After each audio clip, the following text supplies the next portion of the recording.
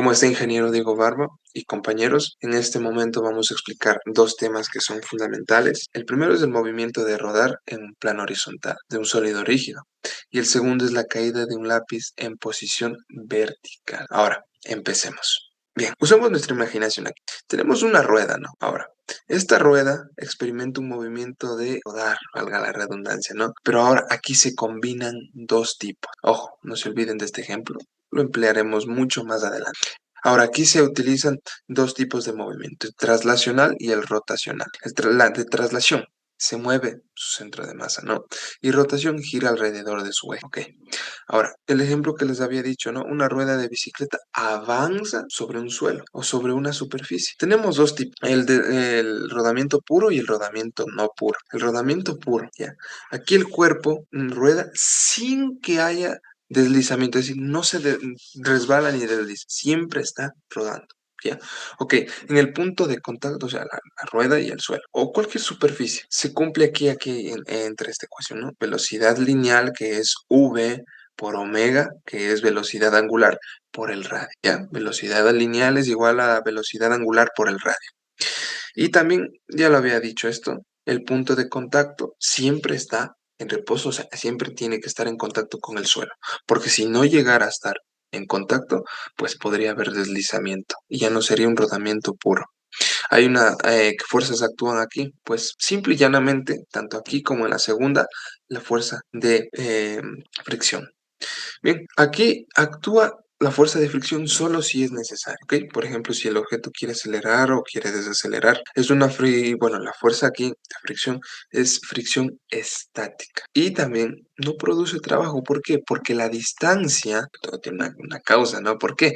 Porque la distancia entre la rueda, en este ejemplo, la rueda o cualquier objeto que esté rodando, con el suelo es cero, porque siempre está en contacto. Entonces, si es cero, pues se multiplica cero por cero, o uno por cero, o dos por cero, siempre va a ser cero el trabajo. Ahora, aquí el rodamiento no puro ocurre cuando la velocidad de giro y la velocidad traslacional, o sea, o bien gira demasiado rápido que de lo que desliza, o se desliza más, o se traslada más de lo que se desliza, o gira.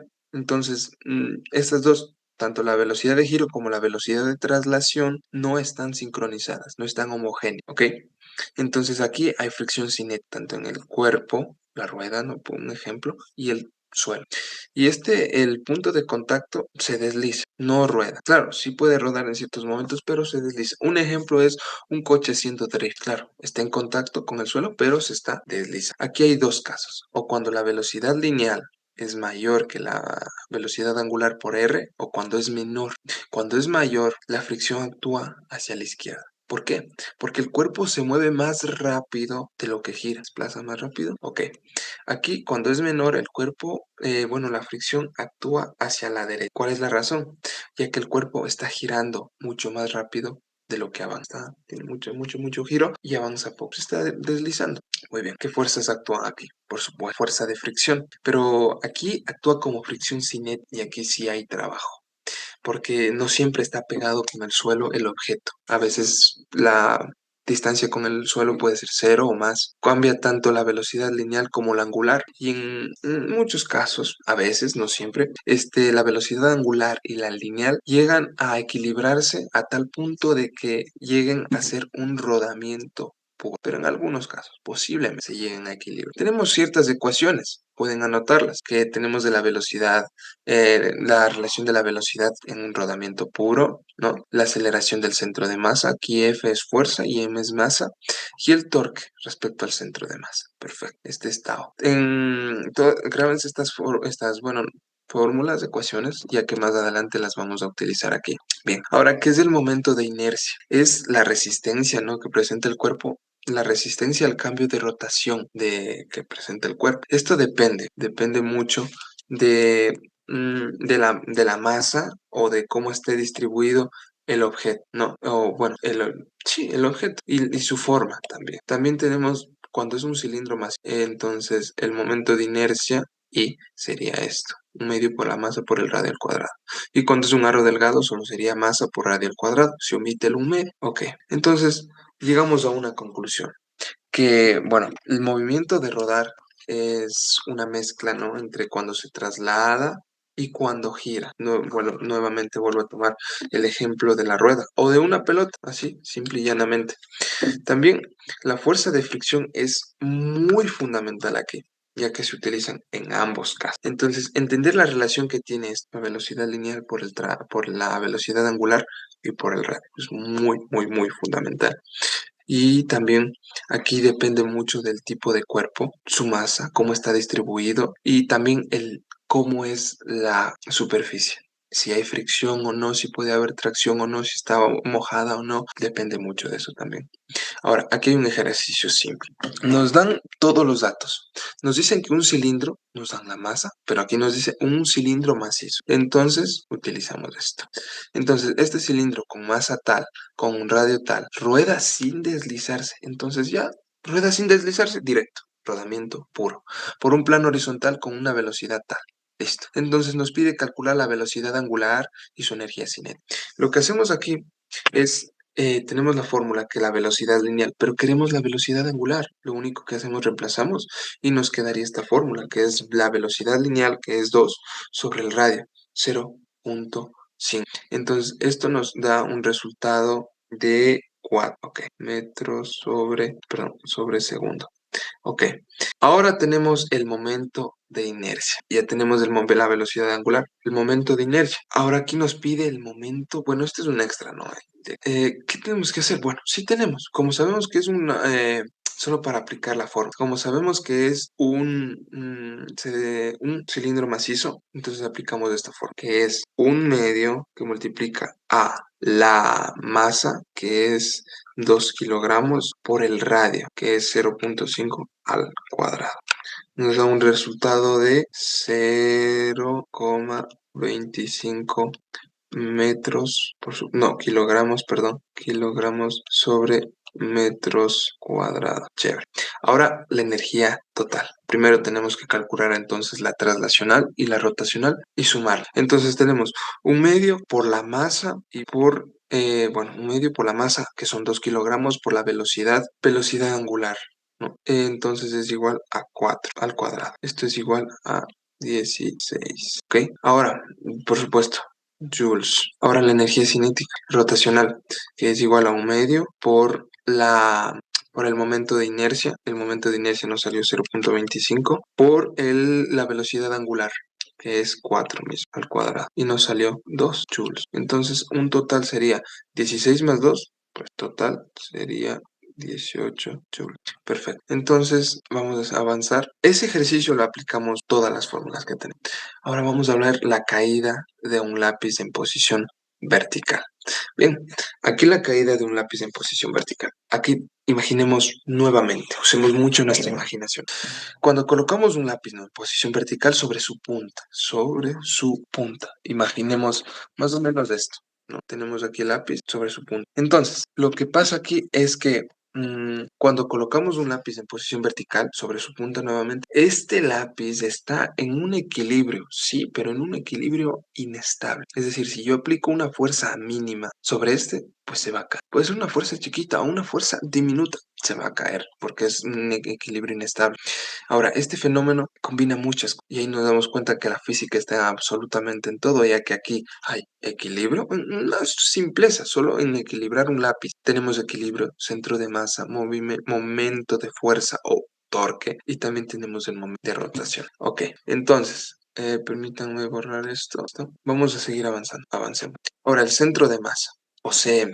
Tenemos que conocer ciertos conceptos. El centro de masa es muy fácil, su propia palabra lo dice. Es el punto donde toda la masa, ¿no? Donde se puede considerar que es el centro de toda la masa del cuerpo. En un lápiz, el centro de masa es aproximadamente en la mitad del objeto. Sería más o menos así. Perfecto. Entonces, vamos a ver lo que es el equilibrio. El equilibrio, tenemos tres tipos, ¿no? El estable, el inestable y el indiferente. Pueden ustedes anotar cada uno de ellos, pero como nos vamos a centrar en el inestable, entonces sabemos que si lo movemos un poco, nuevamente como lo había explicado, si lo movemos un poco, pues se va a caer. Exacto, ya que está sobre su punta, entonces no tiene algo fijo para quedarse ahí. Ok, Bien, voy a regresar aquí. Entonces, voy a chingarme un poco de agua, lo que no dio sed. Ubicarse, hombre. Ok, retomamos entonces. ¿Qué es la fuerza de gravedad? O peso, ¿no? En este caso. La fuerza de gravedad siempre va a actuar, en este caso, ¿no? Al centro de masa del lápiz, hacia abajo. Entonces, si el lápiz está perfectamente vertical, ¿no? En 90 grados, más o menos así, pueden apreciar. Entonces, esta fuerza de gravedad, pasa justo por la base. Entonces, más o menos si está en la base, en la punta, entonces, no hay rotación. Pero siempre y cuando si no hay rotación, pero si lo inclina un poco, por ejemplo, unos 60 grados, ¿no? Así, unos 60 grados, 60, va bajando, depende del grado que usted quiera. Entonces, al inclinarse, grado, cualquier grado, el peso ya no está alineado con el punto de apoyo. Entonces, si pasare de esto a esto, entonces ahí sí el lápiz cae, ya que tiene un grado de inclinación. Ahora, el torque o momento de fuerza, ¿no? Torque más. Entonces, el torque es cuando el peso, no, la fuerza, no pasa por el punto de apoyo, produce un torque. Y tenemos aquí la fórmula, perdón, la fórmula, la ecuación del torque, que es el radio por la fuerza por el radio,